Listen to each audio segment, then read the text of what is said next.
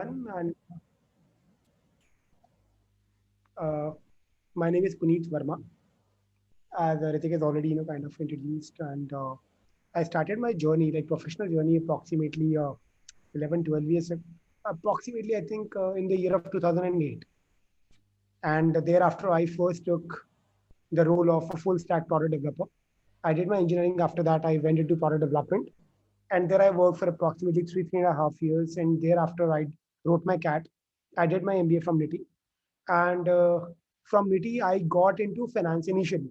I wanted to get into finance. And therefore, I wrote CFA and all. And, kind of CFA level 1 and level 2, I cleared. But then I did my internship with Deutsche Bank as well. And during my internship, I realized that probably this is not something where I would like to see myself after 6 years or 10 years down the line. That I did not find exciting enough. And then I thought that, what could be the thing which might excite me? Then, I went to Pitney Bowes sort of the days that I had over there. And I was really excited about going to office on the daily basis. And why so? Because I had a really good team, number one. I was solving some problem. Of course, kind of I had a product manager at that time who was leading the team from product management perspective. But that role is something which always kind of sounded me fascinating. And at that time, product management wasn't very evolved, and my product manager wasn't in India. He was based out of USA. But we used to have daily meetings and weekly sync ups and all, 101 and everything. So therefore, I just thought that what about product management? That I think kind of it ticks all the boxes that generally that I see myself for myself in next few years. Then I thought that let's try and get into product management. And then fortunately, I got a crack with ICICI Bank as an innovation manager. I worked there for approximately 2 years. And in those 2 years, I realized that product management is actually the space wherein I would like to build my career. So after that, I went to InfoEdge, Naukri.com. I stayed there. I was a part of their Naukri Gulf division for a good 3 years around. And during that course of time, I understood multiple facets of product management. And thereafter, I shifted to Expedia for a brief stint. And now I'm working with Naukri.com as a VP product. I'm looking after their B2C side. In addition to that, I'm also, kind of having a couple of stealth mode startups under me, and I'm mentoring a couple of more, which are into cryptocurrency and blockchain space, and as well as in the computer vision and logistics space. So that's pretty much brief. So all I'm trying to say, kind of with this is that you guys might be coming from different backgrounds. Someone could be maybe in sales, someone could be maybe in operations management, somebody could be in software engineering, somebody could be in data entry role, or maybe let's say some marketing role, or altogether orthogonal as well. So the thing is that every role, almost every role can actually, kind of, you can shift to product management from almost any role. However, the only thing which matters is that if you are getting some good guidance so that you can, the journey of shift becomes a little easier for you, like what exactly Brightago is doing for you. So, kind of you need to have right set of people around you. You need to have right mindset that yes, you want to become a product manager. And then either you possess those skills or you need to hone those skills within yourself. Like one of the skills that Ritik has mentioned, which is communication. Definitely it is super important because as a product manager, you would be talking to a lot of people day in, day out. You need to tell them what you are thinking. You need to understand what they are saying, and then you need to respond to them as well. So therefore, communication is super important. And when we are saying communication, it's not about only written, it's about verbal as well. It's about how do you connect with people. While this role might not offer you a proper reporting kind of a thing, which generally happens in the case of sales, wherein after spending 3 or 4 years in sales or in operations, you get 1 or 2 reporting under you. Here, probably you will be spending around 5 to 10 years, and even then you will be working as an IC role, like individual contributor, and you would not be having anybody under you. But even then, while you don't have any authority, kind of over your stakeholders, but still you need to manage them. You need to take all of them together, and then you need to proceed towards the goal that business has set. So therefore, communication is definitely super important. The another trait which is super important is empathy. It is very underrated, but at the same time, very important skill. Empathy is that If Uh, Puneet sir, sorry to yeah, interrupt you. If are no, you sharing your screen right now? Like, yeah, are you moving your screen? Like, no, no, आपने I'm not empathy वाला moving. No, point. no, no, no, अच्छा, no, I'm not okay, moving. Yeah, yeah, perfect, I'm not perfect, moving. perfect. Actually, kind of, I'm just giving this. Huh, huh. You can just give Yeah, them a quick brief about product management. That's yeah, totally perfect, guys. And I'm telling you, the product management is all about. It's gonna be like, it's not just a designation; it's a mindset, by the way. So we're gonna be help you to build that mindset. But yeah, Puneet sir, you can just give them a quick brief, and we can just start with the survey. Wala. absolutely. Yeah, Perfect, perfect. Thank you, sir. Yep. So empathy, as I was talking about, it is important because when I'm saying empathy, that means that kind of whatever product that you build for someone, for a customer. In that case, if you can get yourself into the shoes of the customer and understand the exact problem that customer is facing, and then try and solve it, then actually you can really solve the problem very efficiently, and that actually makes you a good or great product manager.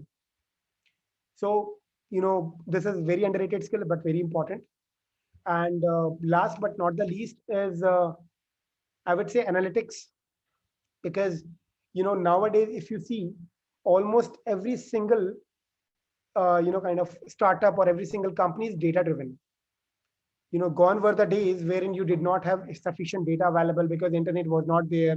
You could not learn from whatever are there as a proven example in the market. You do not have any proofs available, lot of proofs available, but now everything is there due to internet penetration and all, and therefore you need to be really good with numbers. If you are not, then slowly you might increase your friendliness with the numbers as you go ahead in this product management pursuit. And one single line is that the product manager responsibility is to get things done. So therefore, this is the mantra that you need to kind of take forward. You will be meeting a lot of different kind of people, but you need to take them along and you need to get things done. Now, it is not, of course, a rosy thing to do because generally what people feel is that product management is a very rosy kind of a profile. You will go to office and you ideate, you brainstorm, you give ideas, and you tell people that these are the ideas, now execute. Not at all like that. Plus, at times you have myth that people will be running behind you because you are a valued professional. Because product management is actually in itself is a very, very valued profession, similar to others. But it's not like that. Nobody or probably very few people will be running after you. And if they will be, then trust me, you won't be happy because they'll be running after your life for your deliverables. That, hey Puneet, have you got the enough clarity? Engineering team actually would come and ask me, have you, hi Puneet, have you got enough clarity for the issue that we discussed yesterday? Because kind of we need to know that immediately. Otherwise, we'll be dealing the release. Or design team will come, hey Puneet, have you done with the complete research that you were trying to do? Because otherwise the design things will get delayed, or my couple of designers will be sitting idle for a couple of days till the time that brief or that research is available. So it's definitely a tough journey, but once you see that whatever product that you are making live, that is actually being used by the customers, and customers are praising the way you have rolled out the feature, then it gives you immense satisfaction. And that's exactly what product managers aspire for. So with that, kind of a little brief, I would start with survey. Any question at this point in time, or else we can quickly jump on the survey part.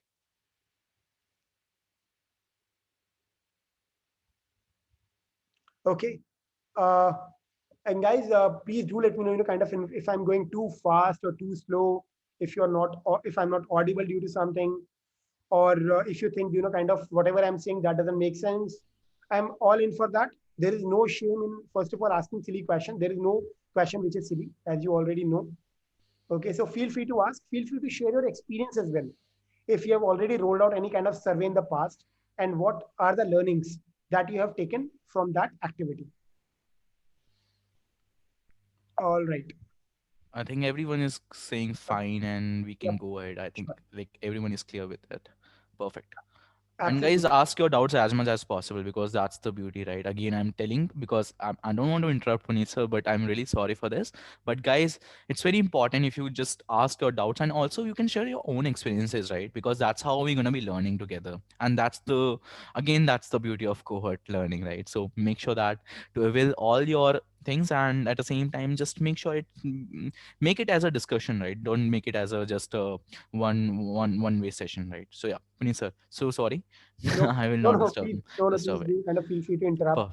No Perfect, issues with perfect, that. Yeah. perfect. All right. I think kind of some of the folks were there earlier as well, like Charvi and all. I'm not sure if Yeah, Charvi. yeah, Charvi was already there, right? So they don't done the survey wala cheese, but yeah, Acha. it's a second session, right? So yeah.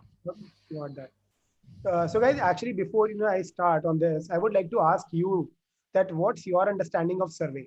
Whenever you hear this word, then what do you think? What does survey mean? Any It's take? like giving, I would say, like my name is Satish. So, Hi, Satish. uh, yeah. So it is like more like giving the survey in the sense like how the product is, how we, if you have like, for example, you went Zomato or something in the website. So how you feel that actually, basically feeling and how you can change if there are anything. So if you want or something, so it gives the feedback actually. Mm-hmm. Mm-hmm. Okay. Hello, sir. Good evening. Hey, hi, Sonali. Good evening. Yep. Tell me. Hello.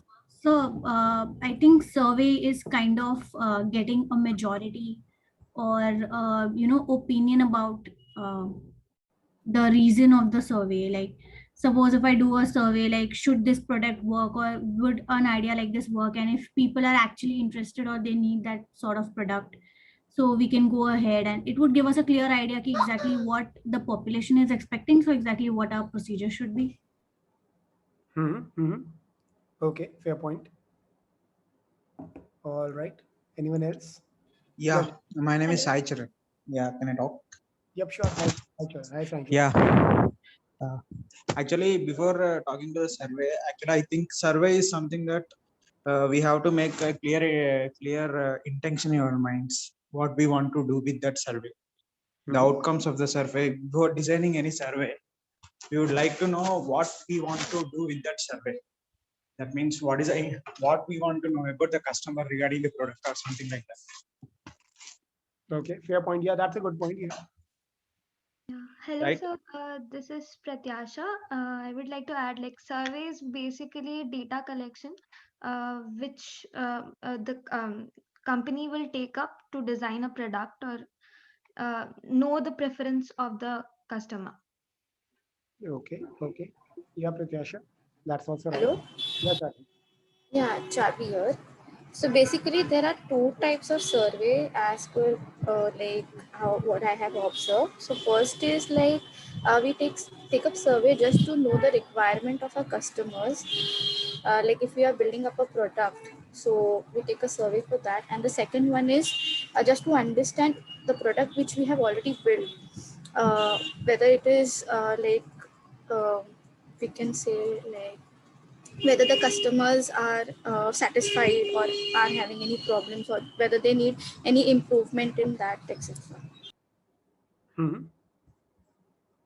Okay. That also makes sense. Anyone else? Okay. Hello. Yeah.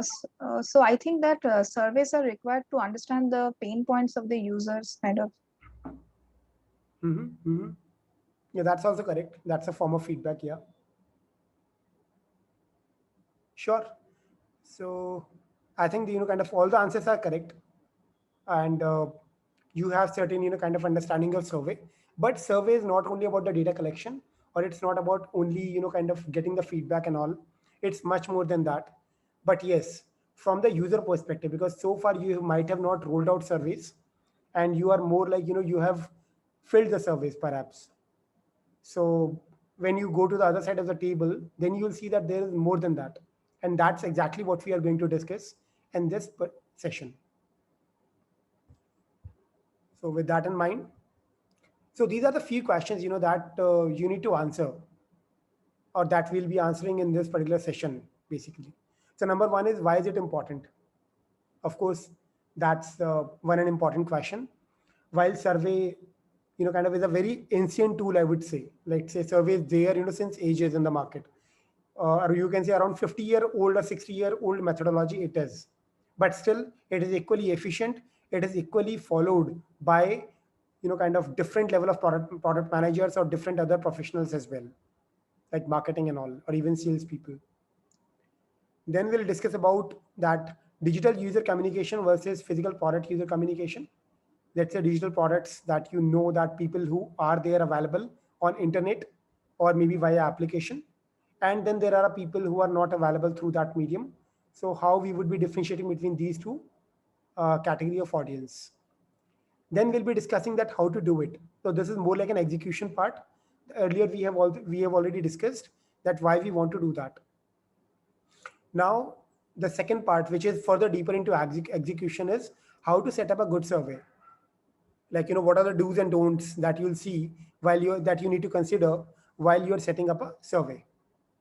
Last but not the least, we'll be talking about survey tools, types of questions, good questions, and analysis. So these will help you to draft a survey for an assignment that we'll be sharing with you towards the end of this presentation. Also, these things will help you in drafting a survey for a future usage that you may have as a product manager.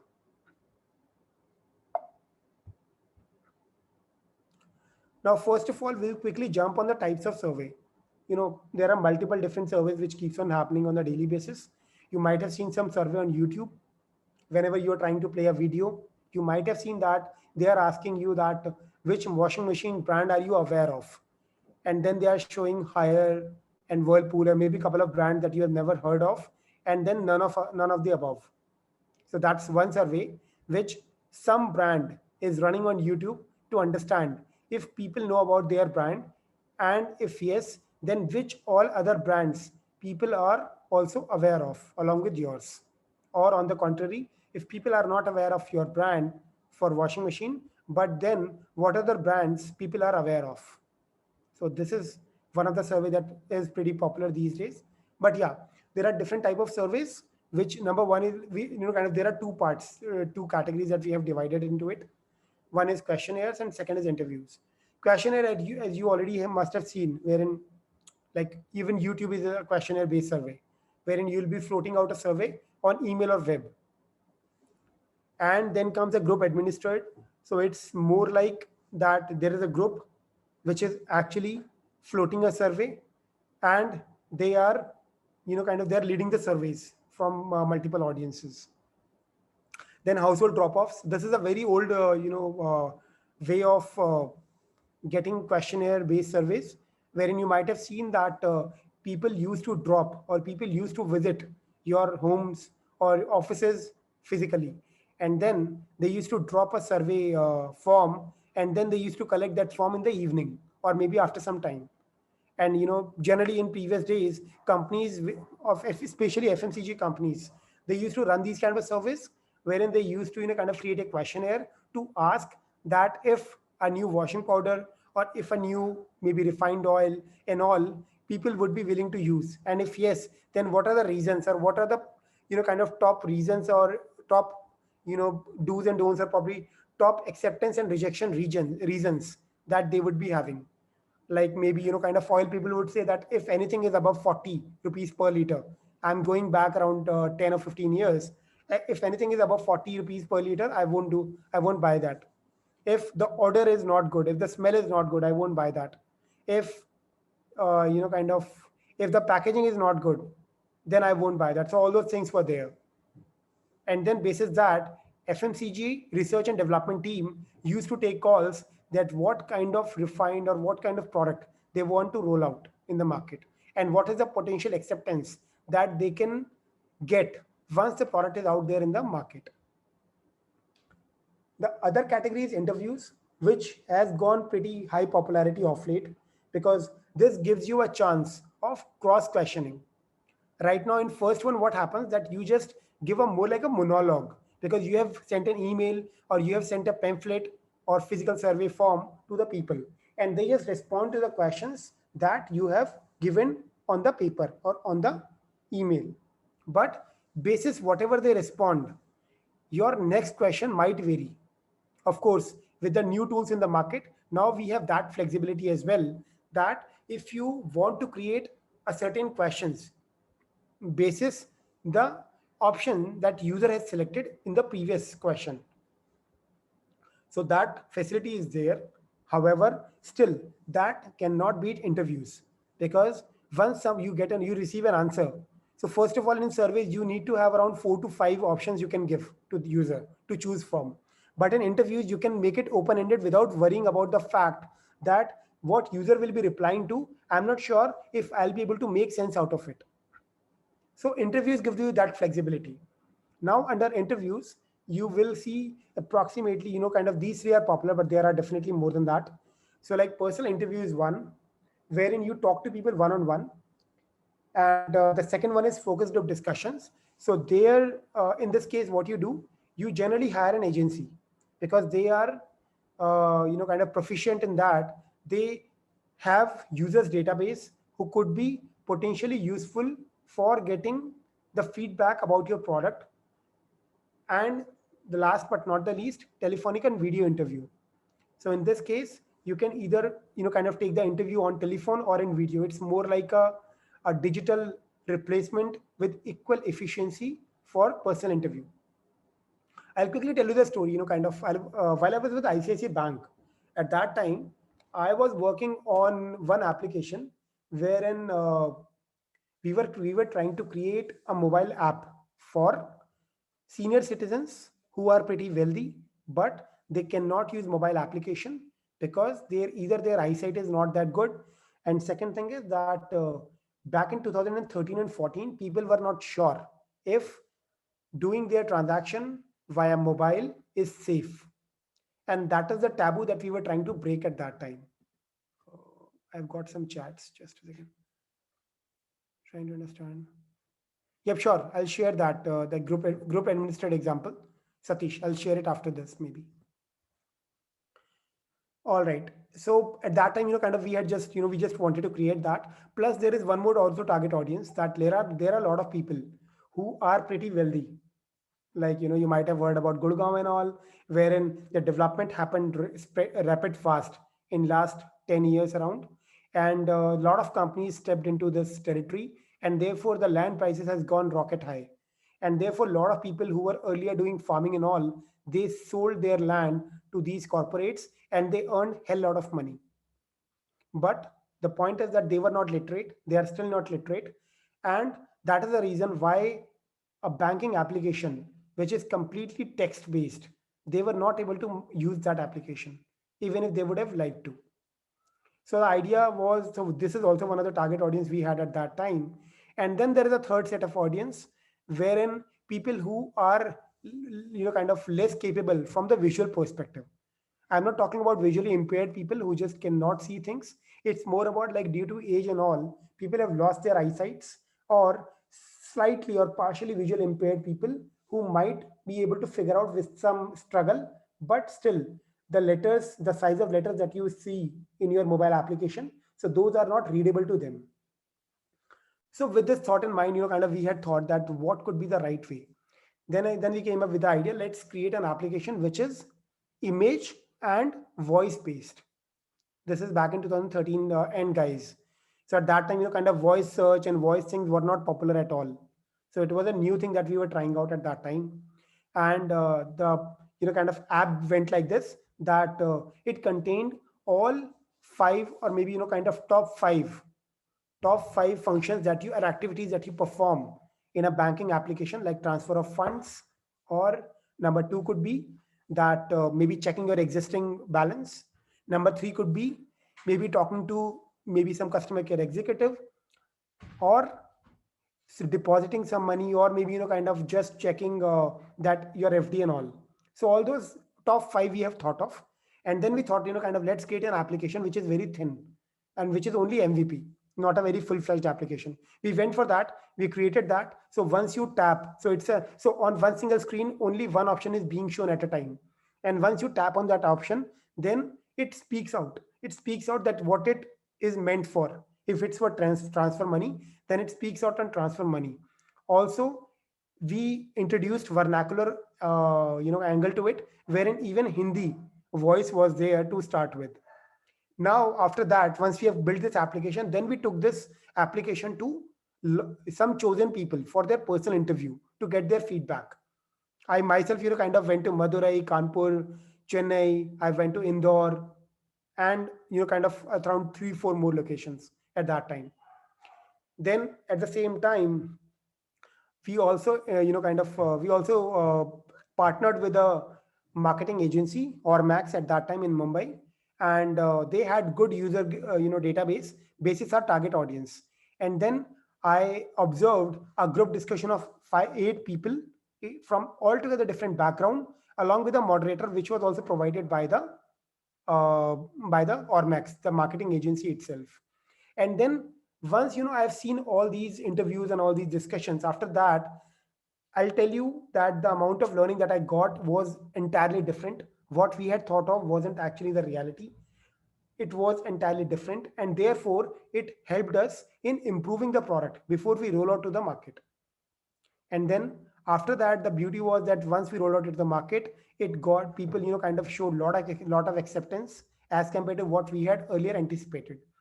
So this is important. So taking survey is super important, and it is important to understand that surveys are not only paper or email surveys; they are also interviews and focus group discussions.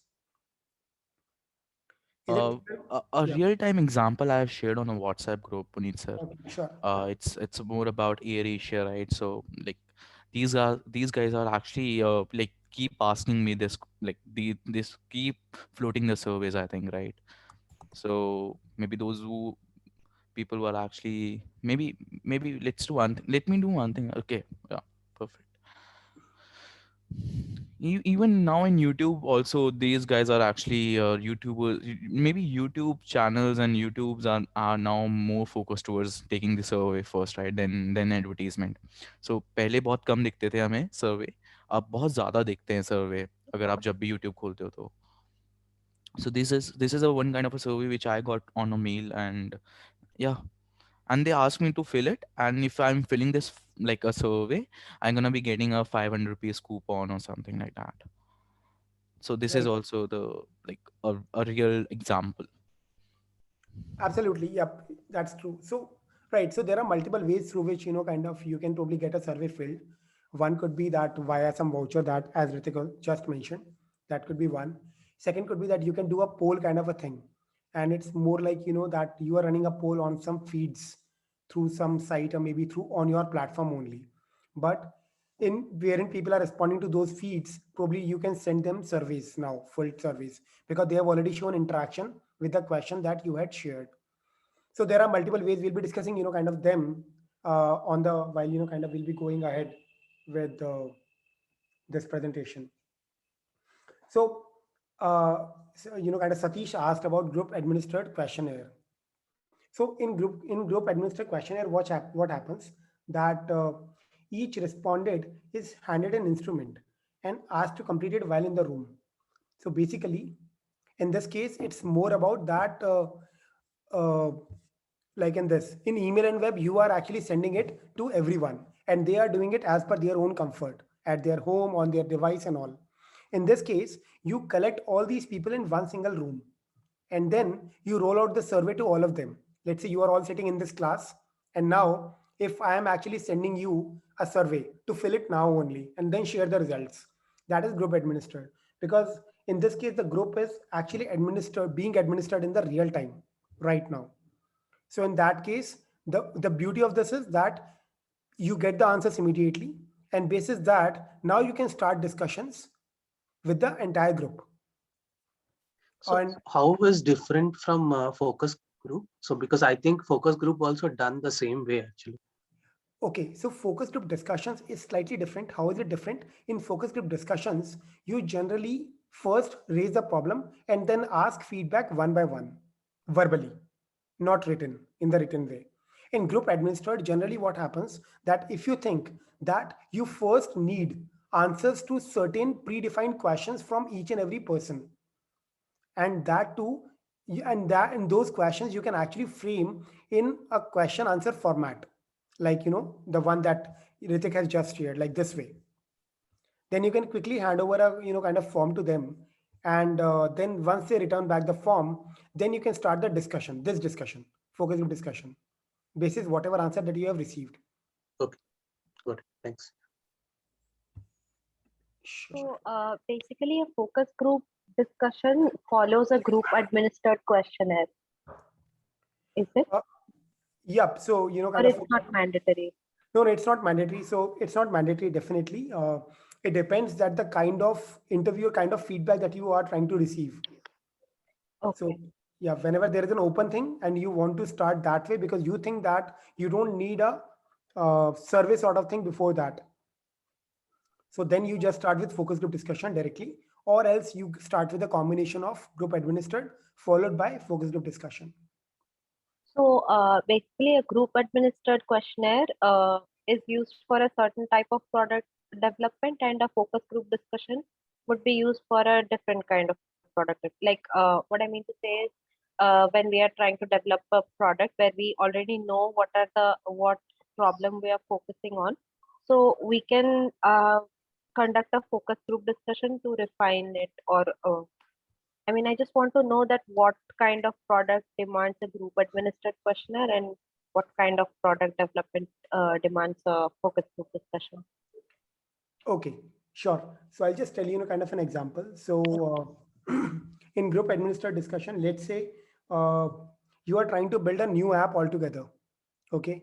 And in that case, what you want to first understand from the people that if they are using any other product already, because what you are creating, that solution already exists in the market.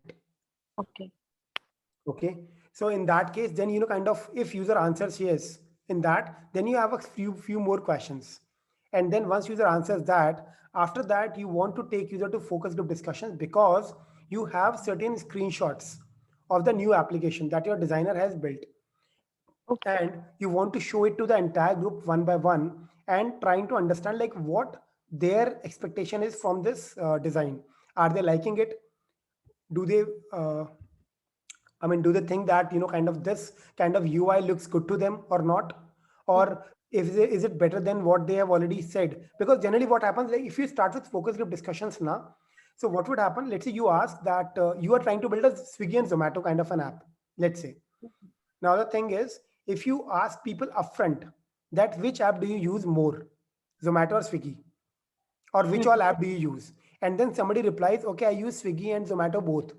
Now there is a FOMO kind of a thing, or there is a shying away. People generally don't tend to accept that they are behind in terms of technology usage than other people in a group.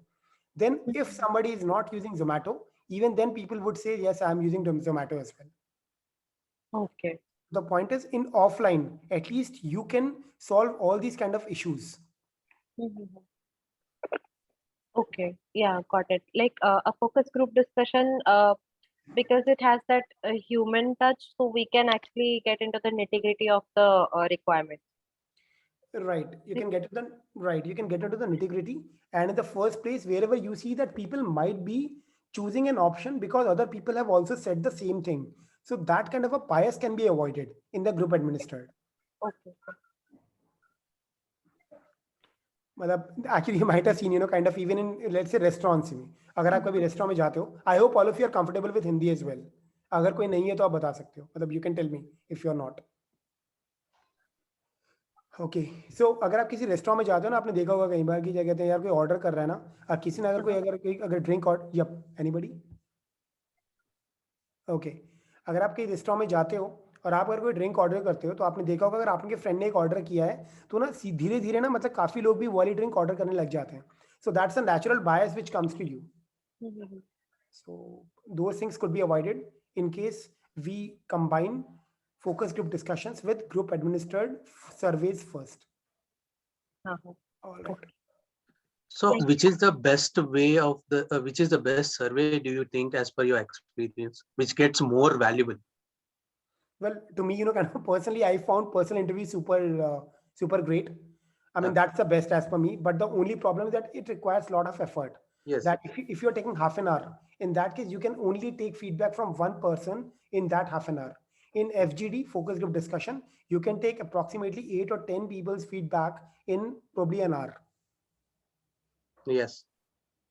So, but yes, person interview is super amazing. I mean, because you get to talk to people, you get to understand. So let's say, kind of, if you are creating a product for a very, very niche audience, let's say you are creating a product for people who are HNIs, high net worth individuals with more than, let's say, $100 million net worth. In that case, it makes total sense to go for only and only personal interview, because Yeah. your audience is very, very, very niche. So it depends upon the product as well, right? So which sort of audiences or the interviews you can take for this, right? Because if it is a niche kind of a thing, so you can go the personal interview because it is a time consuming and everything. So if it is like a normal, everyone use daily usage or something, so we can go for like email or web, right? Right. It depends. Right. So there are actually multiple factors which kind of helps you define this thing. One could be that the kind of audience that you're targeting, as you also rightly mentioned, which is a niche audience. The other could be maybe the kind of feature. If the feature is altogether new in the market, is which if it is radical, and you don't have any such thing in the market already available, or if you are trying to kind of launch your app for the very first time versus you are trying to launch a feature for already or for existing users on already kind of live application. So all those things actually determine that what is the best way to go. And also mind you that personal interview and focus group discussions, especially FGD, this is quite expensive. As I mentioned, like generally FGD you do via some agencies and all. Like I did in Naukri as well. I went to Cochin, Ernakulam, and I did that. I went to Delhi. Delhi I was, of course. And then I went to Mumbai. I went to multiple places to attend these FGDs. And the amount of investment that you require for this is decent enough. So you cannot just go for FGD just like that. But for personal interview, it is relatively less expensive because you can find people from your own maybe circle if you need to talk to only one person. Because FGD, you need to collect people from different background altogether. Otherwise, if you collect people from similar background, then you tend to get a little biased or incomplete picture. Okay. So you need Yes. to understand, kind of that what is the state of your business right now, vis-a-vis what is your target audience, vis-a-vis what is the feature and the stakes.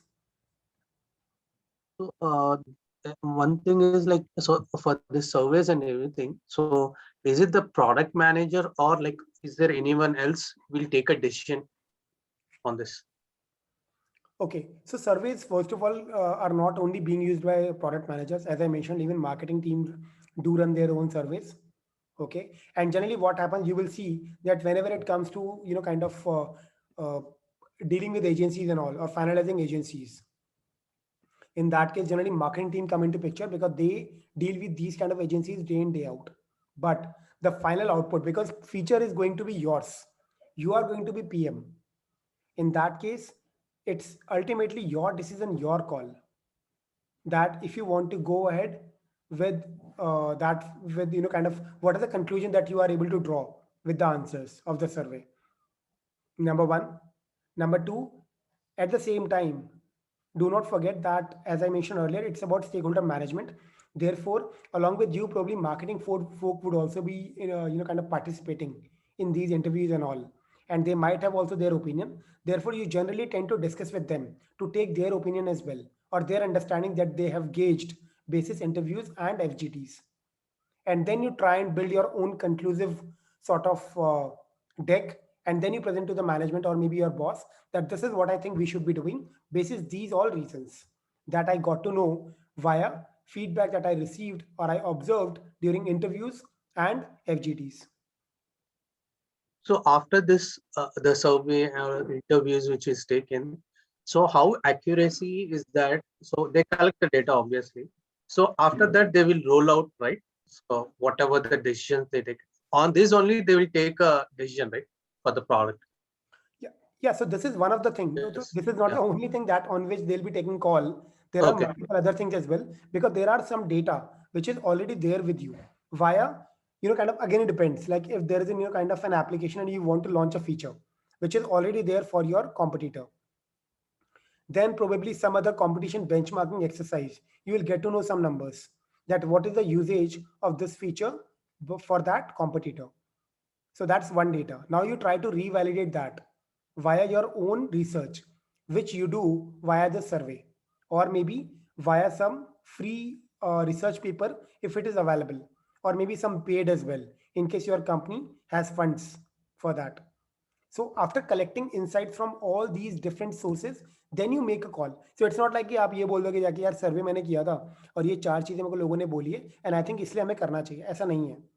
Survey is one of the important source, but not the only source, which will help you in deciding that whether you should go ahead or not. So decision will be taken by product manager, but it will be discussed by the business and the market, right? So then we will take a decision on that. Right. So Satish, it goes right. So it goes like that, kind of while you will be accountable for the product. Yeah. Whatever feature that you are rolling out. But in that case, also you need to take everybody along, and you need to include them in the decision, and therefore you need to make them agree. And at times it may happen that people don't agree always with full faith. Yeah, it depends upon convincing skills. If it is good enough, you show the data and everything, then I would say like it can be. Right. At times, even you don't have a very conclusive data. Yes, You that's will what. find yourself in that state as well. In that case, you probably need to take a leap of faith, but basis some rationale. Okay. Right. But yes, the decision mostly would be yours only, because if it fails, then also you will be accountable for that. If it gets succeeded, then also you'll be accountable for that. Yeah, but what is that scenario? Because I think it's not like every time will be success ratio, because I think 50% will be success, 50% maybe this thing. So accountability in the sense like what sort of a things like it will happen if it is not go well. Okay. Because so well, it's fine. See, generally companies, kind of are ready for that, because in product management, when you do experiment, maybe out of 100, only 20 succeeds. Yeah, But that's what. the important part is that from each and every failure, what are the learnings that you have taken? Let's say I launched, I'll give you an example. While I was with Naukri Girls back in 2016, at that time, I insisted that I want to launch Naukri Girls application on smartwatches. Okay. And at that time, smartwatches were a little new to the market. But because I was targeting Middle East region, and there a lot of millionaires are there, and therefore the consumption of smartwatch is pretty high. But since the data was not available, enough data was not available online, and there were no recruitment company or job board who has done that already. So we don't have any previous data to check. Now what I did at that time, I just took, kind of whatever information is available, which is number of the growth of smartwatch users in my target in Middle East region that I got to see. I had a look at the report and all, and after that, I thought that if I would go for FGD, then I would be investing some money, and at that time the market was not ready. So I just thought that let's try and experiment with less intense feature, or we'll only spend not more than 1 month for launching our first release, and then we'll observe that if people are using it a lot, then we'll add more features. Initially we will only add some basic notifications. Now I proposed it before top management. Some of them agreed, some of them did not agree, and then they told me that in the end, kind of CEO told me that okay, it's your call, Puneet. You kind of take the call, but in case we go ahead, in that case we don't want to invest more than 1 month of our technical resources in rolling it out. Okay, I rolled it out and I failed terribly. Okay, it was a kind of glorious failure. I kind of observed at that time, क्योंकि market उस समय उतना ready नहीं था जितना कि मैंने सोचा था, because there was lack of data. So therefore I could not find an overlap between my audience versus audience with smartwatches in my target region. So that is why I did not have that data. And that actually, I would not say backfire, that actually did not result in a very successful launch. But what I learned is that there are a lot of things that people do on watches, and those things people don't do on mobile application. Number one is that people respond to the notifications on smart watches more frequently as compared to on their mobile phones. People tend to click or tap as quickly as they receive notifications more on smartwatches as compared to mobile phones. So I had a list of learnings available with me, and that was the return on investment for that release. Okay. Okay. So it's not about if you are failing or not. It's more about, are you learning enough or not? But of course, if you are doing same mistakes again and again, if I go again with the same experiment, then probably, kind of I'll not be, kind of I'll not see that happiness in the eyes of my stakeholders, or that confidence, I would say. Okay. Okay, thanks. Yep, sure. I'll just move ahead quickly. We spent good amount of time already, but yeah, it's good. All right. So why are user communication important? We all know, kind of fundamental that it is important to communicate with users because you get to know about them. But this is more like objectively written 4 reasons that why is it important. First is validating hypothesis. You have to have a certain hypothesis, like I had, that if I would roll out my application on smartwatches, then people would more likely to have a delight factor. That was the hypothesis I had and which I wanted to validate. Okay. Now this thing you can validate via survey as well. I also rolled out survey at that time, but very less number of people actually responded to that survey, and it was not conclusive. So again, this may happen with you as well. It might not be conclusive, and then you might find some other way to maybe, kind of reach to a conclusion, or you may want to walk in the woods and you are comfortable with that. So it could be either way. Like for me, it was more like having some information available which is partially conclusive, and I was ready to walk in the woods. It For you it could be different depending on the amount of stake. For me, it was only 1 month's effort, and management was ready to invest in that. Maybe your company or your feature for which you are building your hypothesis would take around 6 months or 4 months. So you need to take call accordingly. The other one is collecting feedback. Collecting feedback is super important, as this was already mentioned previously as well by one of the participant in this session. So feedback collection is super important, and for that also you use survey method or some other methods. So collecting feedback helps you understand that if you have launched something with some hypothesis or by some validation on the hypothesis, then are people actually perceiving it in the same way or not, or is it a little different, or maybe what next you can do to make it a little better. Then comes understanding pain point, and you will see in a lot of sites you will find that let us know how we can help you. So there people generally enter their pain points. Let's say for Naukri, people generally write that kind of I keep on applying to a lot of jobs, but I don't hear back from the recruiter. And that's a very kind of common feedback that we keep on receiving. The point is that on Naukri, a lot of people apply on irrelevant jobs because they are very desperate to get a job. Therefore, even if they don't have relevant skill sets available, even then they continue to apply to those jobs in the hope that they might receive a call from the recruiter, even when they don't understand the JD or the role. But even then they apply on that.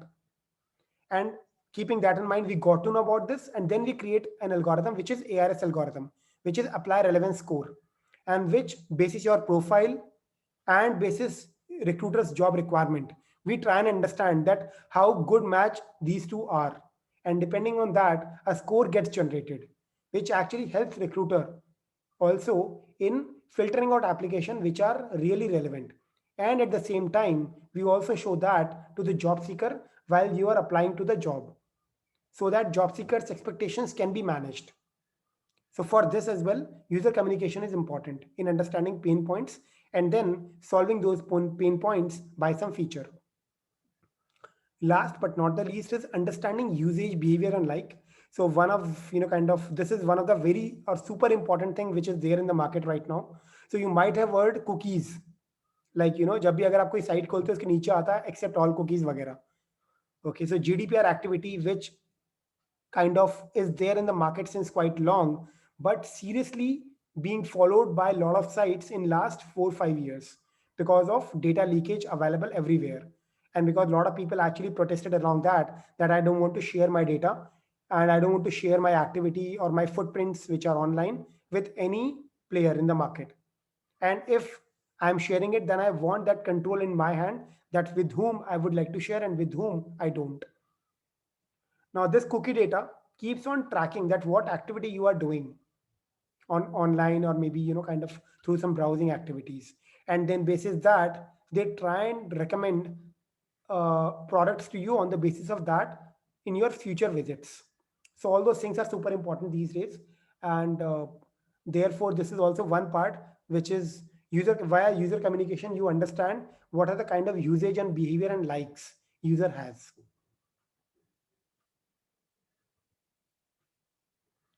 Okay, we'll quickly skip this. Actually, I'll take it probably in the later stages. This might not be super important. I'll jump on this. How to set up a good survey. So there are total, kind of 4 steps, of course, or maybe 4, do's that you need to follow. Number 1 is the defining objective, as one of the participant already mentioned in this session, that you need to understand that what is the kind of outcome that you are expecting, or what is the objective that you have. This is, and a lot of people don't follow that. So this is very important to follow. So, and then if you see Google research, Google Forms, like this I've already opened. So if you click on this Google surveys, then actually Google asks you that what kind of feedback, what kind of survey that you want to build. And this is exactly what I was saying, like if you want to perform a market research, if you want to collect a feedback or performance or something else. So here they have certain templates available, like customer feedback. For feedback, they have this available. For me, party invite, which is a different kind of thing, a little casual one, they have it available. And then t-shirt free sign up, or maybe some event registration and all. So there are multiple ways. And then in work, you'll see feedback once the event is completed. And then you have some job application or work request. In education, you have other more. So there are multiple kinds of reasons for which you would be performing your survey. But you need to be very sure that what is the objective that you are aiming at. We'll discuss this thing in detail in the next slides. And then it comes to target audience. Let's see, okay, we'll talk about this as well, like Ritik has already shared. Here, the travel intent survey. So the purpose of the survey is to understand your travel intent, that if you're likely to travel, or what kind of, or when did you travel last, and all those things are there. So therefore, this is the objective that you have. Now, this is very subjective, I would say, wherein the purpose of the survey is to understand your travel intent. Now, travel intent could be in different directions, but yes, as objective or as narrowed objective you can devise, better it is.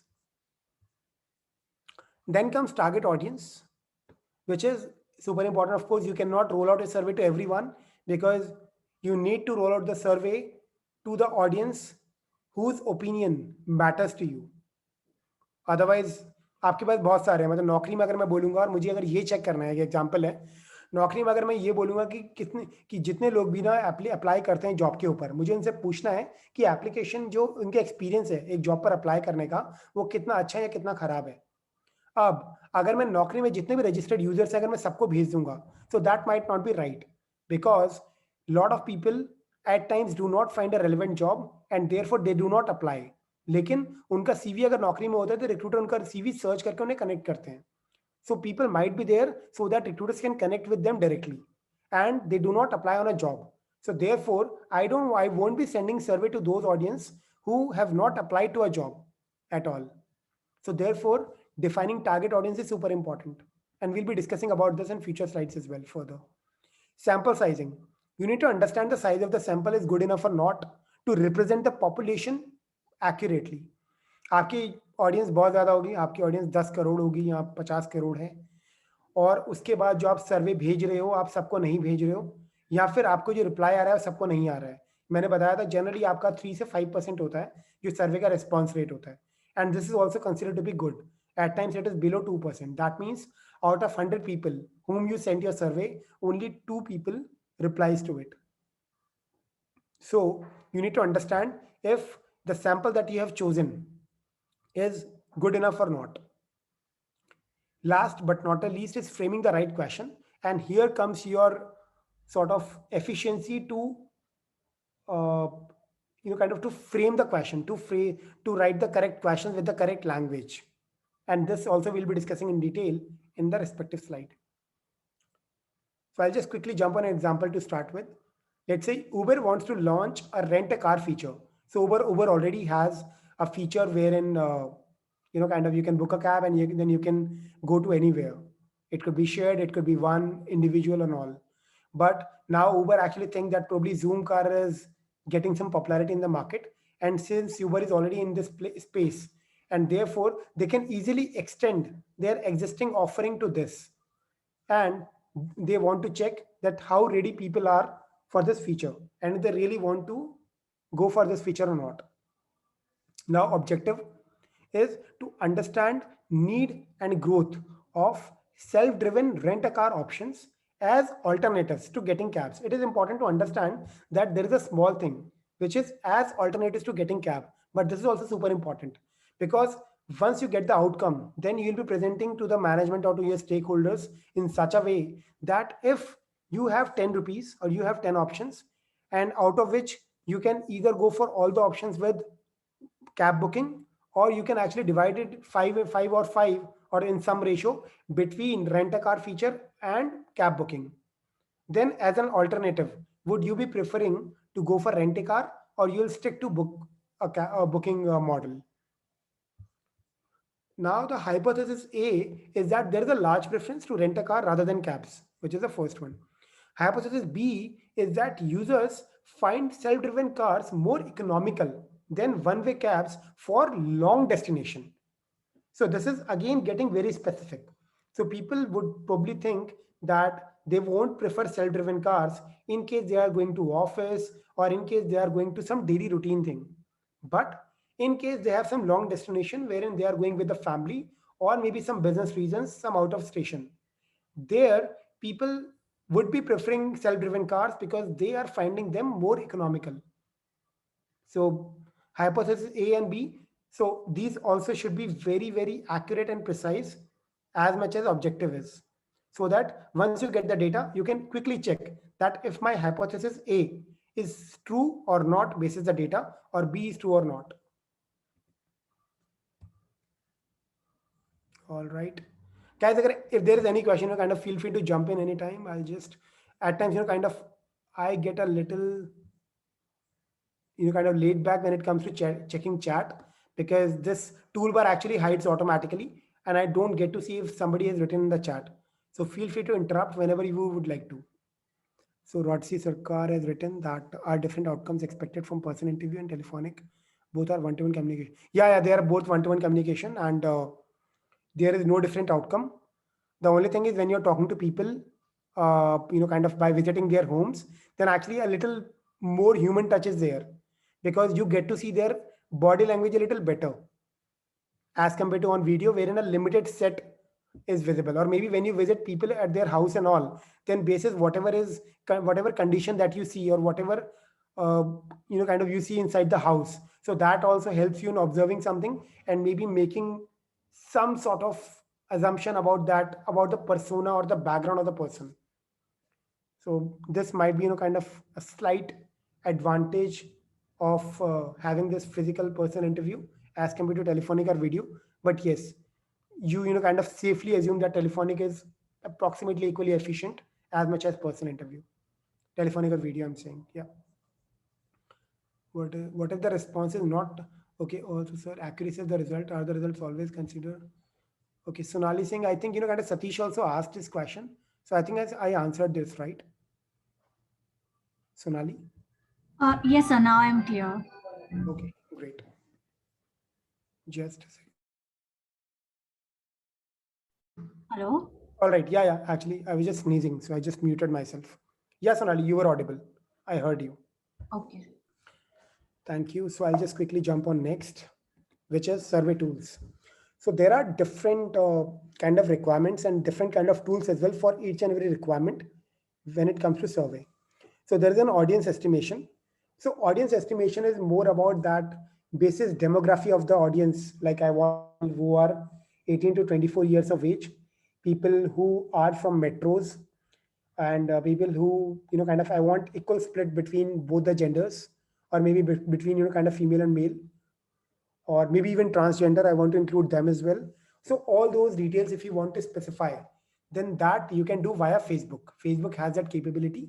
If you try and form it using Facebook for survey, you will find the audience. It is paid, of course. Then comes survey. So there are multiple tools with which you can facilitate or you can draft the survey. Like I showed you Google Forms. Similarly, you have Typeform and SurveyMonkey, which is one of the most sophisticated and most used, and I would say, kind of oldest tool in the market. So that is there. And then comes channels of communication. So channels, when I'm saying like via which channel you would be letting people know about the survey, or with which you will be sending the survey to the people, to your target audience. So now it could be in-app. So let's say, kind of if you use like YouTube, in YouTube, that survey that they ask, that is in-app survey, because you are asking a question or a survey within the application. Then comes via email. So this is also you generally receive from your friends and all, that यार मैं actually ये research कर रहा था, so I just want to take your help, or maybe kind of if you can float it with your friends as well कि इसका survey कोई भर देगा, it will take only 2 minutes. So आपके पास email आता है, आप उसके through survey भरते हो और आपका वो submit हो जाता है. So that's one of the most used these days along with in-app. Then SMS, this is very old. It used to happen long back, but now very less, because people are available on WhatsApp more than SMS. But yes, it is also an option. Then push survey, it is more like push survey is again, kind of that drop off that you have dropped in somebody's place, a physical, and then you collect that pamphlet, a filled pamphlet or filled survey form by the target audience. And that is the case with in-person as well, wherein you're talking to people one-on-one in a way, and then you have a list of questions available. And then you will be getting the answers to those questions and you are noting it down. So that's also one of the channel of communication that you would have. Now the sample size calculator, this is something which is available only with SurveyMonkey right now. And it actually, kind of once you roll out the survey, it tells you the confidence with which you can trust on the result of the survey. So it has some machine learning algorithm at the back end. And depending on the kind of people, or kind of the quantum, the volume of the people who have responded to your survey or a particular question, it tells you the confidence level. Right now, actually, I don't have my SurveyMonkey account handy on this laptop. Otherwise, would have showed to you. Maybe Ritik actually would be taking a separate session for that, and there probably he'll take you with the proper SurveyMonkey kind of walkthrough. Otherwise, we can have it later. So kind of once we'll meet next, or maybe next to next someday, we can have that session as well. Now, what are the different types of survey questions? So you might have seen, like, if I'll show you here you'll see one question is, this is the free text question, wherein you can write anything. Then there is a question which is a drop-down question, that you have a list of entries available to choose from, but you can only choose one at a time. Now this is again free text. This is again the same thing, similar to state and all. This is radio button. So, kind of you choose to not to use this, but you choose this. And these two can be actually, kind of here also you could have chosen this. The only reason of choosing drop down should be because there are a lot of options. And showing all the options here in one single shot might actually make look the form very lengthy, and user might not be comfortable with it. And therefore, if you have 5 or 6 option at max, then only you choose this kind of a thing, like radio button. Similarly, this.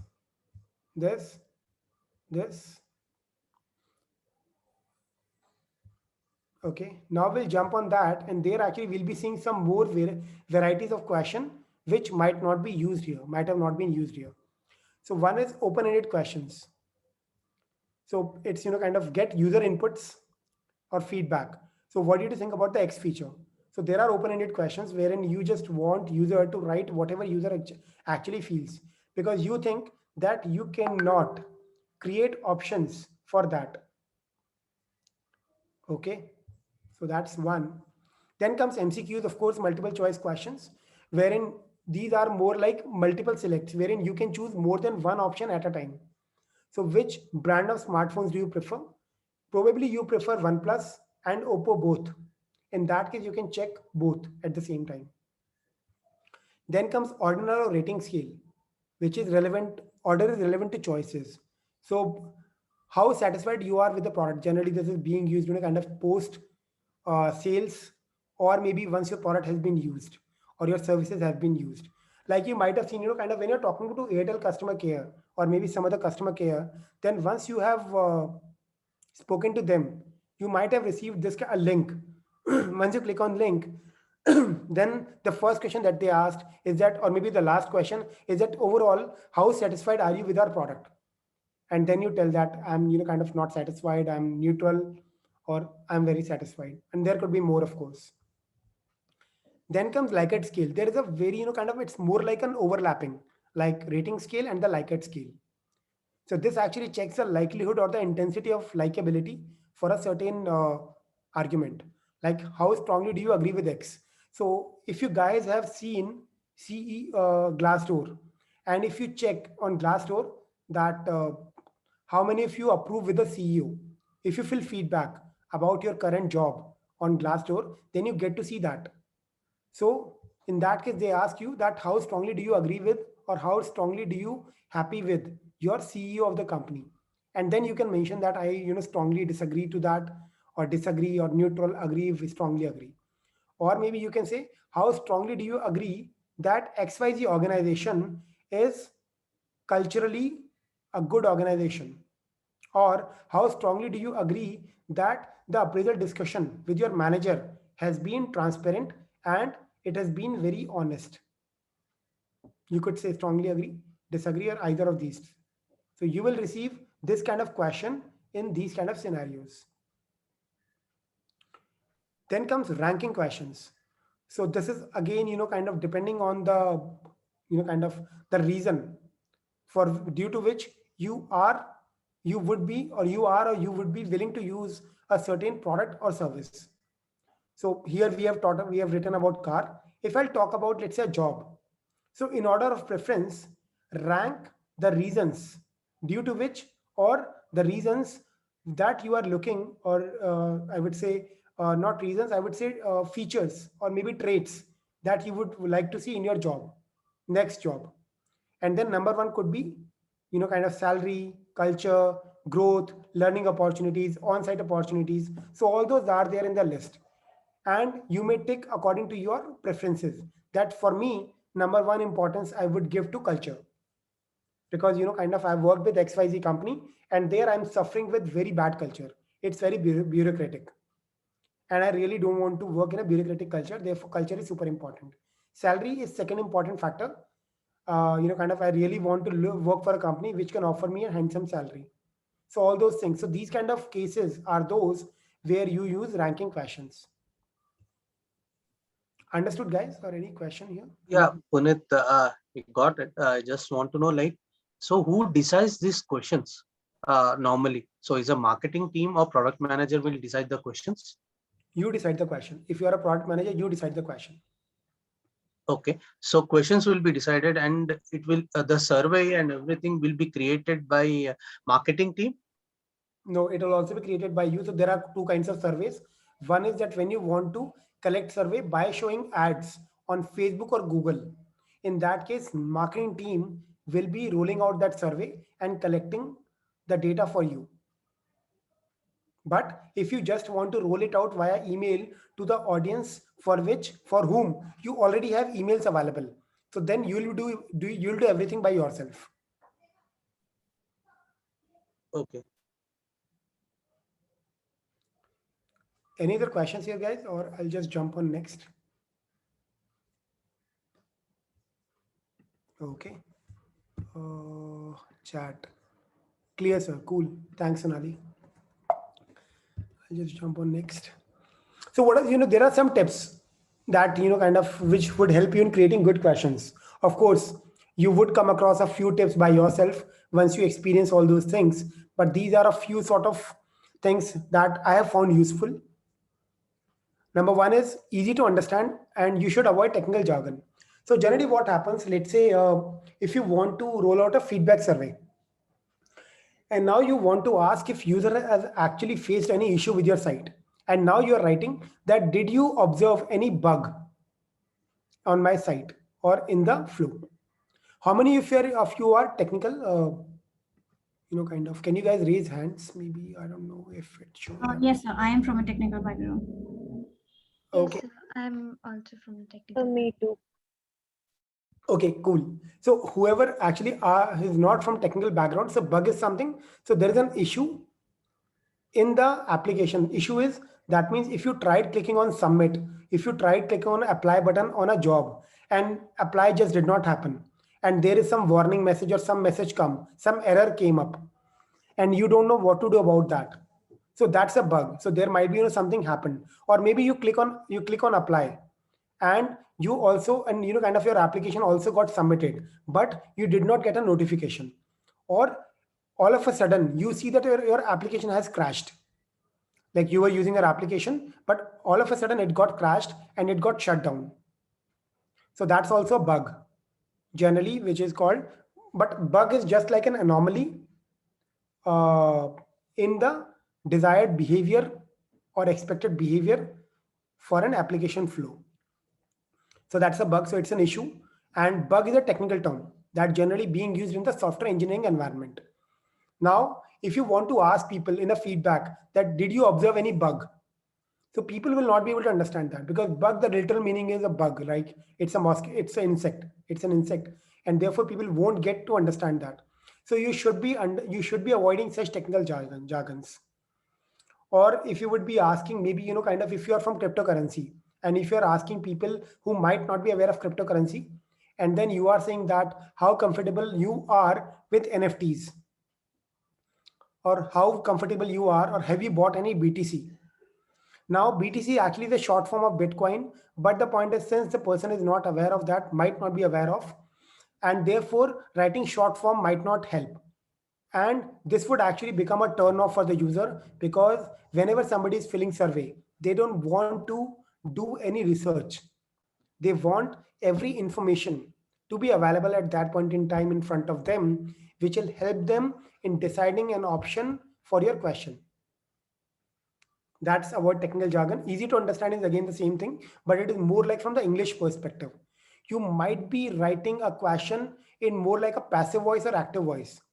Like, do you think, kind of the decision which is being taken by Narendra Modi for COVID is correct? Or how correct do you think the decision taken by Narendra Modi for COVID is?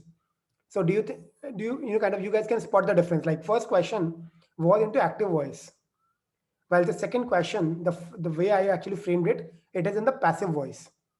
So you should actually write it in such a way which makes it easy to understand, even if it is grammatically correct. Even then, not necessarily it is easy to understand. The other point is that you should keep it very short, very concise.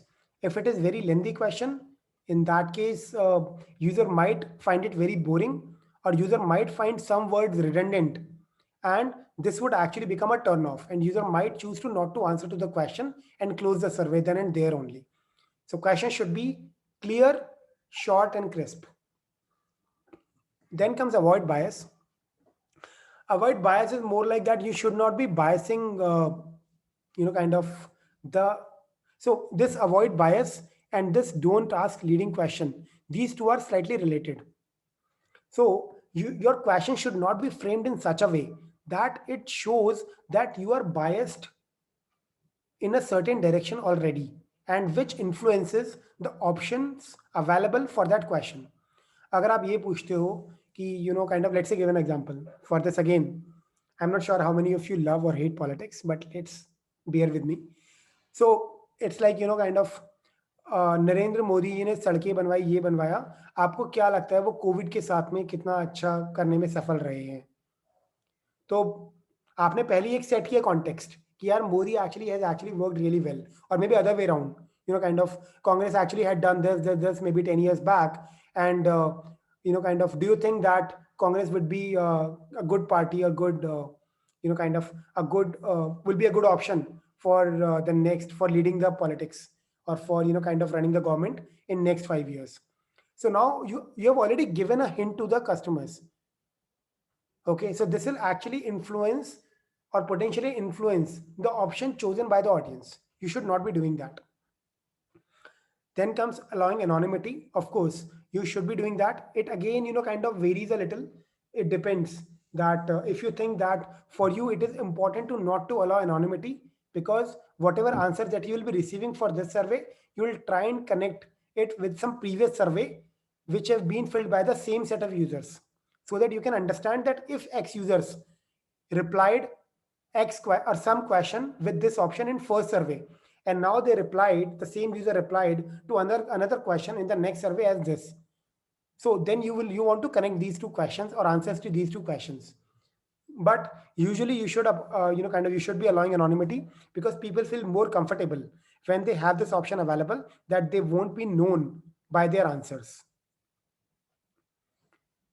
Then comes big topics into smaller questions. It resonates with the second option, which is short.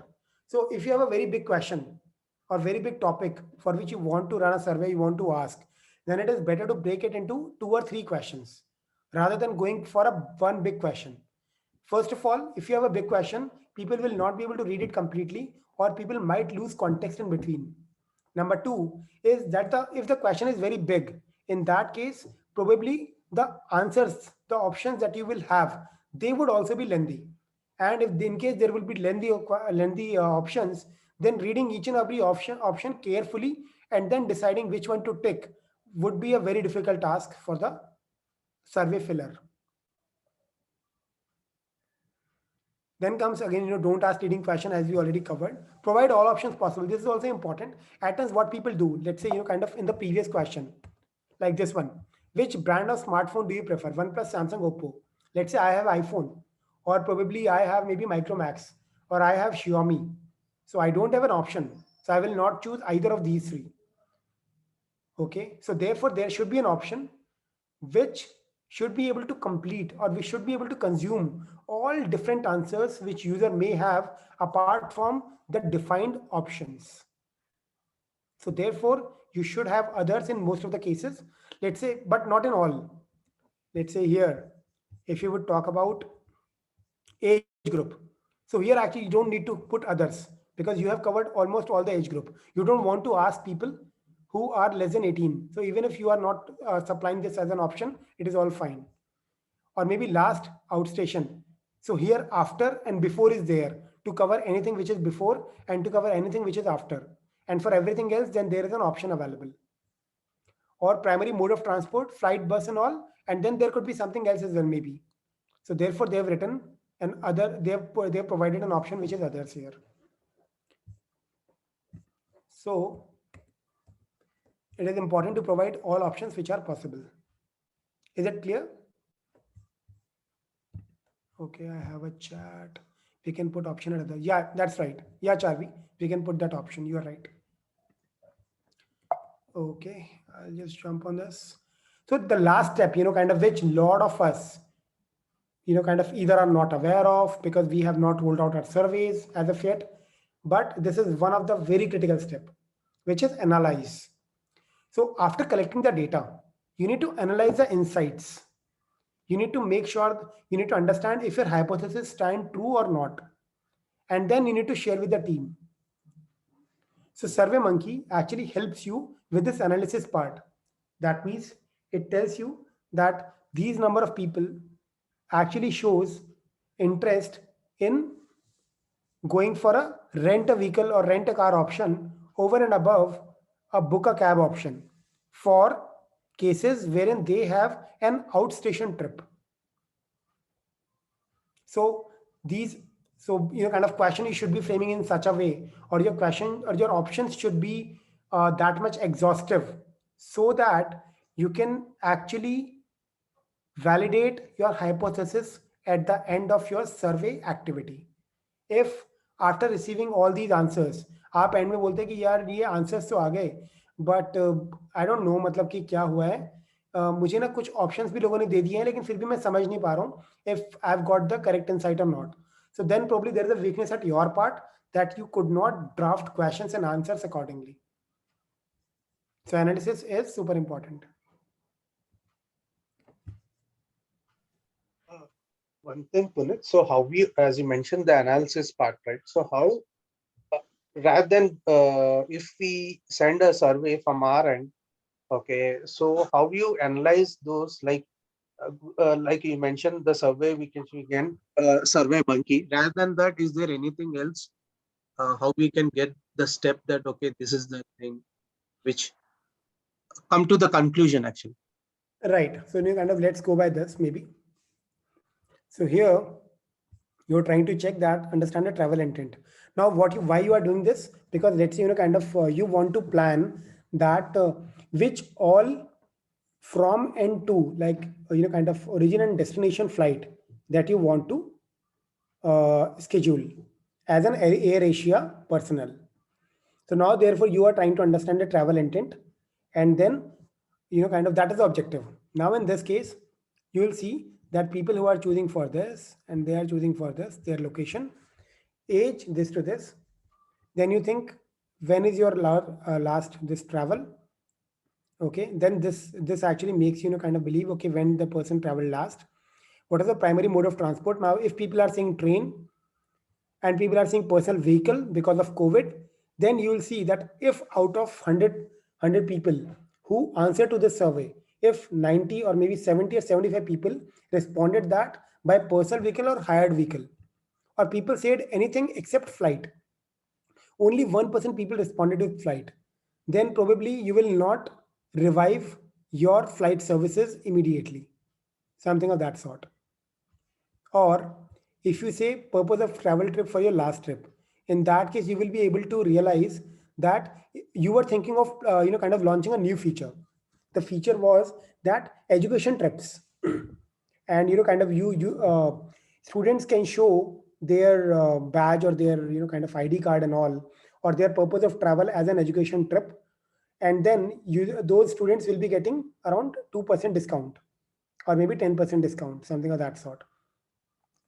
Now, in this case, if you see like people from that age group, like 18 to 24, or maybe 18 to 29, even let's say, and they have not, and out of them, only 5% responded with education, then probably having that feature available might not be helpful, because you would have launched this feature only if the education is more than 50% or maybe 25% for this age group, these two.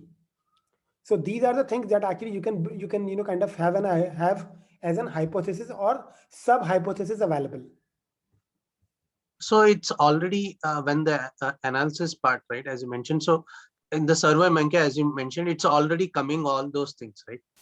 Rather than Survey Monkey, is there anything other we can say other tool or something which gives directly the answers, like numbers, which you can say? See, SurveyMonkey actually is one of the most sophisticated tool. Of course, Google Forms and all, they have also achieved some amount of maturity in the market of late. Okay. But they are yet to achieve that levels, because their algorithms are being inbuilt. Sorry, their algorithms are in process in terms of improvising themselves. But SurveyMonkey is one tool which is, or maybe Okay. Typeform is also kind of decent in the market. So, and if I would tell you an example, one of the example would be that when I rolled out a survey, I asked people if they want to. So we recently launched a pilot in Naukri, which is a technical assessment. So technical assessment, the idea is that there is an MCQ of around 15 questions, MCQ test, and those questions are from a certain technology, like from React or data science or Java or AWS, Amazon Web Services. And then we just wanted to understand that how proficient you are in that language or in that technology. And then we rolled it out to a limited set of audience. Now, because we rolled out for the audience, now I wanted to decide like which all three or which all technologies we should be starting with, because we cannot roll out for every single technology in the very start. It will be too expensive and it will be wastage of effort if in case the experiment doesn't see a success. So what I did, I actually rolled out a survey, and then after rolling out the survey, I also cross-checked it with the data which is available with me already. That means if a user has responded, that user would be willing to take AWS survey. Then I checked it if user has filled AWS in their Naukri profile already. If user has not, in that case, I can probably find it as a very weak signal, because user might have provided AWS, but since user do not have that skill set already available in their profile, therefore user would not be serious, and I would not be I'll not be allowing that user to write AWS test. Why so? because for each and every test, I need to pay some amount to the vendor who is helping me with the test. So you combine your survey data along with some other internal data to take some business calls or some product decisions. This is one of those examples. Does it make sense, Satish? Yeah, actually, I lost in between my network issue. That's fine. I got it. What you mean? Sure. Yeah. So I think the sorry to interrupt Puneet sir, but I feel is like while asking the question or maybe while making a survey, it's not just about creating a survey, it's not about asking the question. I think always a art of asking the right set of questions, right? Because a lot of people what they do is they create a survey, but they don't know the agenda of that survey. They don't know the goal of that survey. I think goal and the agenda is something which is very important. Like after getting a survey or maybe your responses, what's the thing you are looking for, right? Because a lot of time when you gonna be creating your survey, you're gonna feel that वो point वहाँ missing हो जाता है जहाँ पे आप गोल की बात करते हो सर्वे की जहाँ पे आप एजेंडा की बात करते हो कि सर्वे का एजेंडा क्या है because when you was writing down your survey you lost that kind of an agenda. I think that's something which you need to keep in your mind also. I think there's always a art of asking right set of questions. Like questions can be asked by anyone, right? So maybe your junior can ask the questions or maybe someone else can ask the question, right? But there should be an art of asking right set of question. That like if you talk about if you straight away talk to a person and just maybe you just ask him for his number, he will not, definitely he will not going to share with you, right? If you start asking if you could just maybe you could just write down on a survey what, please share your WhatsApp number so we can further communicate, or maybe we can actually we can help you with something XYZ something, right? In that case, a person is going to be willing to share his own number, and it's gonna be and I'm literally telling you guys, I'm gonna be sharing you some of my own surveys. And while building the Bright Ego and at 2019, I'm gonna share my own survey responses, and you're gonna be finding out that okay, like this is something which is very underrated, but it's very useful. So for you guys to save your company's money, to save your efforts, I think survey is something which is very important. Yeah. For that reason, I think the tool doesn't matter. Even if you can use Google Form or maybe Survey Monkey, but ultimately the set of questions which you're asking, it should be have a agenda, right? And it should be something which interest the people. It's not like the people, maybe the people you are sending the survey, right? So in that particular manner, I think that's something which is very important. I think tool actually not matter as such, but yeah, that's also my take. Correct me if I'm wrong, Puneet sir, but it's my take on this. Like the tool doesn't matter. Yeah, What I matters is was a set asking of about. I just want to know that analysis part, right? So that is why I was asked. Is there any other? Not about the analysis, tools. like Yeah, getting analysis. acha. So Getting if the you're data, solution right? data and Yeah, solution analyzing it. directly. Yeah, yeah. Because that is why. Because if you're saying a survey monkey is the only one thing, so there is certain aspect, right? You're getting certain data and you're getting analysis without doing any analysis. You're getting straight away the answers actually. Okay, What are cool. the ask? So that Cool. is why I asked that Cool. question. You're asking the tool for analysis, right? So Yeah, which yeah, yeah. there's Because, yeah, okay, yeah. got it. I think like even in Survey Monkey there's an integrated tool. Like the Survey Monkey gonna automatically gonna make a pie chart and everything. But analysis you need to do it, but it can actually can provide you with I don't know, I haven't used the Survey Monkey, but Google Form करता है आपको, right? Google Form give you a bar graph, pie chart of everything. So yeah, for analysis तो आपके ऊपर depend है कि आप उससे क्या एनालिसिस निकाल रहे हो. But I think it can help you with certain data कि कैसे data आया हुआ है. So Yeah, आपको but ज़्यादा डेप्थ before में नहीं जाना. sending the survey, I would like we need to know what is the objective first. Exactly, So then only we objective. can run the survey. This is this objective and agenda and goal is very important, right, while creating a survey. Like अगर goal ही नहीं होगा, अगर agenda ही नहीं होगा, अगर objective ही नहीं होगा, तो survey कहीं ना कहीं आपका mismatch हो जाएगा. And also when you are like you are taking time from people, right, you are taking time from, maybe people are spending time on your survey. So maybe ऐसा भी हुआ है, I'm telling you honestly guys, ऐसा भी होता है, आप survey roll out करते हो market के अंदर and after you realize कि objective तो कुछ और था, ये ऑब्जेक्टिव तो फुलफिल हुआ ही नहीं मेरा. Like there was set of questions, but वो जो ऑब्जेक्टिव मेरा था कि जो मुझे मे बी मेरा ऑब्जेक्टिव था वो मेरा क्लियर नहीं हुआ एट फर्स्ट प्लेस. सो वो भी एक चीज होती है. So I think objective is something is very important, Satish. Again Yes, yes, it's important बिना because बिना ऑब्जेक्टिव के तो हो ही हो नहीं ही नहीं सकता, सकता. हो ही नहीं सकता. यू नीड ऑब्जेक्टिव नहीं No, तो before कुछ भी if नहीं you होता. see 10 years, 8 years back, actually we don't know about these surveys and everything, but still obviously they used to send 10, 15 years Right. when, Right, right, so right, we right. used to Even get even all the surveys. even till date, right? So now the survey, the I guys believe me, now survey is becoming so aggressive now. Even YouTube guys, like YouTube, if you start a YouTube channel or something, they still ask you for the survey. Like if you have started a channel on YouTube, so the YouTube guy is gonna ask you like what kind of a problem statement you're facing. They're gonna give you a very big survey, right? So even in that cases also, I think the lot of companies are actually now working on their surveys and everything, because even surveys, like even feedback form and survey is also, it's there's a thin line of difference. But again, like feedback form is for the people who are actually like existing users, and survey someone who you can actually can go and you can talk about it and you can just fill out the survey, right? It doesn't matter कि वो आपको customer है या नहीं है. But I think that nowadays people are becoming more aggressive. Even you go for Flipkart, they're gonna ask you certain question, and like these are the things which are now happening, right? Also one thing, if you start canceling your subscriptions, right, maybe you go on Amazon or maybe you go somewhere else and Netflix, you just cancel the subscription, there's gonna be a pop-up why you are unsubscribing it. Is there any issues, is there any something which we can offer to you? Like then you tick okay, no, no, no, no, no, and that's how the things works. So now guys understand, asking the right set of question is very important. Like even generating the leads, I'm going to be sharing my own examples with you after this session, like like maybe tomorrow.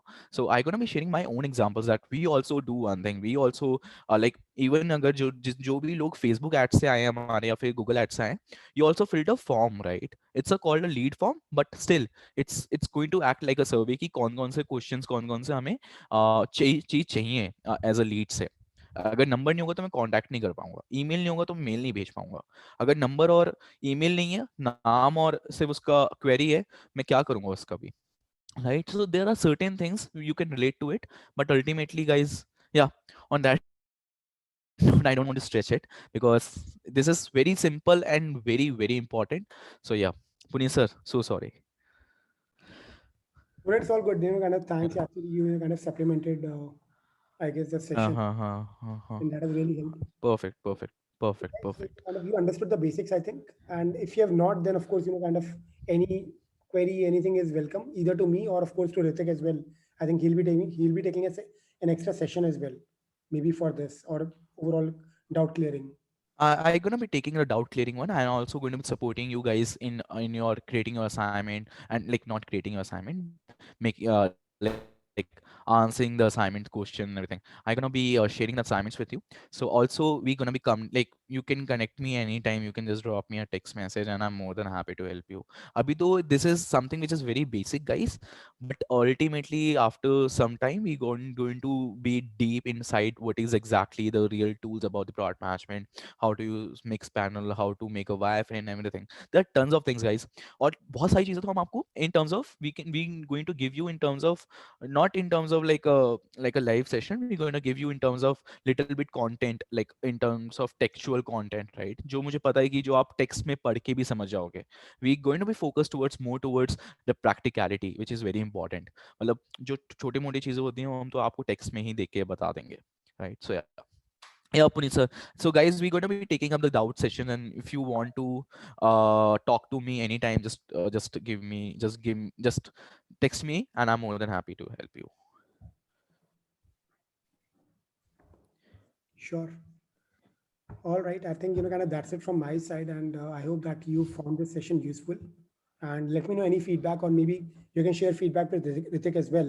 We all are connected on a group, right, guys? If you want to give us feedback, if and give, you can guys can give the feedback, right? Because ultimately these the starting sessions are actually very theoretical, very like you feel like okay yaar ye to sab kuch aata ही है, सर्वे तो बड़ा आसान होता है.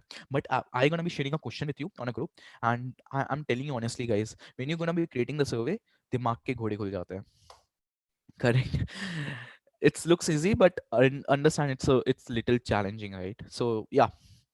So on that note, guys, we are wrapping up the session, today's session, and we make sure I'm gonna be sharing the recording with you. I also going to share the slides with you, right? And also in coming month, I suppose we're gonna be getting the our LMS ready, so everything is gonna be on LMS. So on that note, guys, we are wrapping up the session. Thank you so much, Puneet sir, for taking such a great time and taking such an insightful session. Guys, I hope you liked it. I hope you all liked it. And thank you, Rakhi. Thank you, Bimla. Thank you, Charvi. Thank you, Pooja. I Rodri. just had a last question. Please, How please, are we please. supposed to submit our assignment?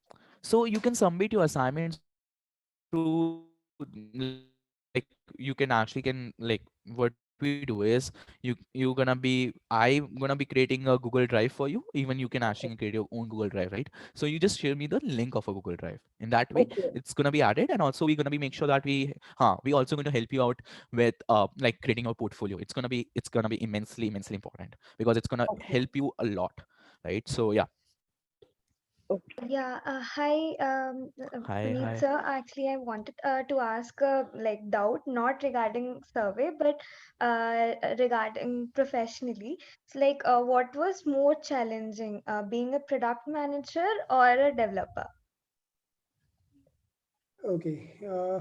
I Who? think both.